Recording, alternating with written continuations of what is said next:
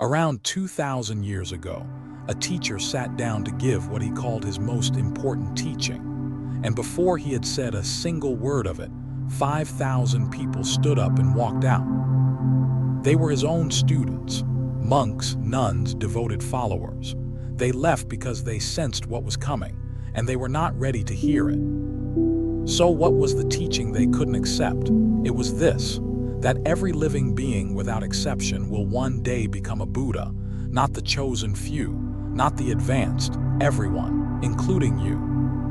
This is the Lotus Sutra, and that idea is its beating heart. Now, you may already have heard of the Lotus Sutra.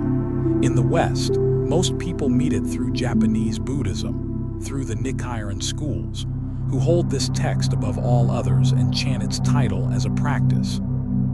They revere this sutra deeply, and it's a living tradition. But the Lotus Sutra's deepest philosophical home isn't Japan, it's China. A school called Tiantai, founded in the 6th century by a master named Zhiyi, built its entire vision of Buddhism on this single text. That's the tradition I'll be drawing from on this channel, the Chinese Tiantai reading. So if some of what you hear sounds a little different from what you've come across before, now you know why. So what actually is it? The Lotus Sutra is one of the great scriptures of Mahayana Buddhism. It was composed in India around 2,000 years ago, and it spread like wildfire across East Asia after it was translated into Chinese, most famously by the translator Kumaragava in the year 406. If you sat down and read it, it might surprise you. It runs 28 chapters, and it reads less like a philosophy book and more like a piece of cosmic theater.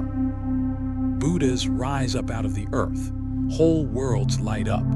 A second Buddha arrives inside a floating tower of jewels. And here's the thing to notice, because it matters for everything that follows.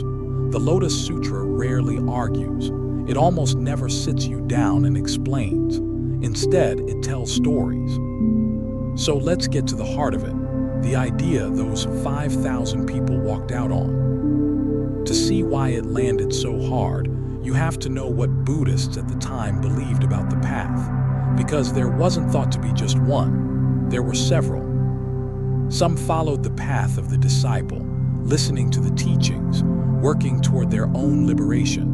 Some walked a quieter, more solitary road to awakening, alone. And some took the vast, lifetimes-long road of the Bodhisattva, vowing to become a fully awakened Buddha for the sake of all beings.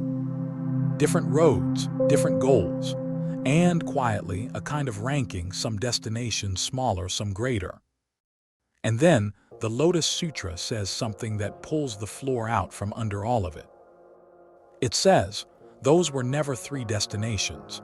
They're 3 skillful ways of getting people moving, but there is only one real destination, one path, one vehicle, and that vehicle is Buddhahood itself.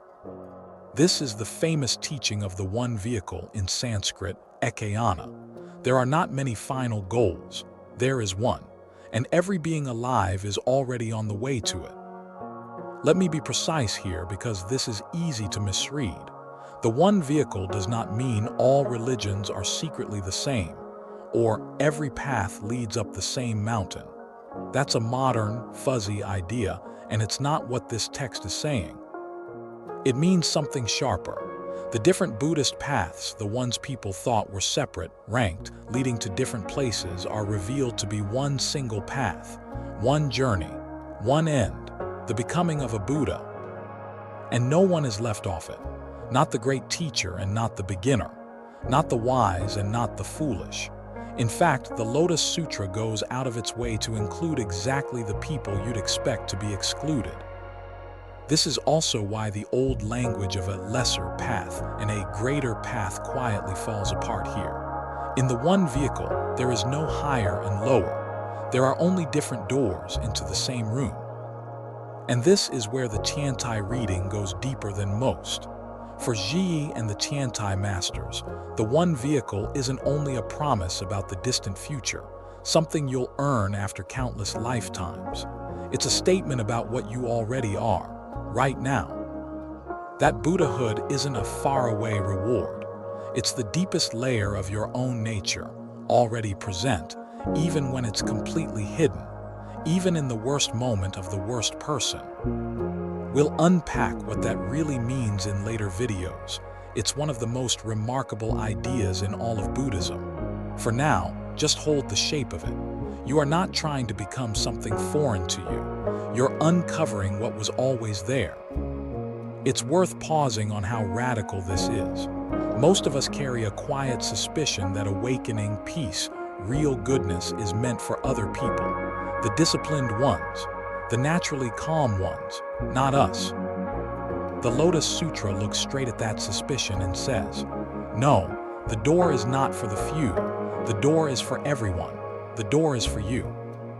And in this tradition, that isn't a comforting slogan. It's a claim about the way reality actually is. But here's the most striking thing about the Lotus Sutra. When it came time to teach this, the most important idea in the entire text, the one vehicle, it didn't give a lecture. It didn't hand you a doctrine to memorize. It told a story about a house that had caught fire with the children still playing inside and refusing to come out. It's called the parable of the burning house, and for 2,000 years, it's been one of the most loved and most argued about stories the Buddha ever told. That's where we'll go next. Until then, take care.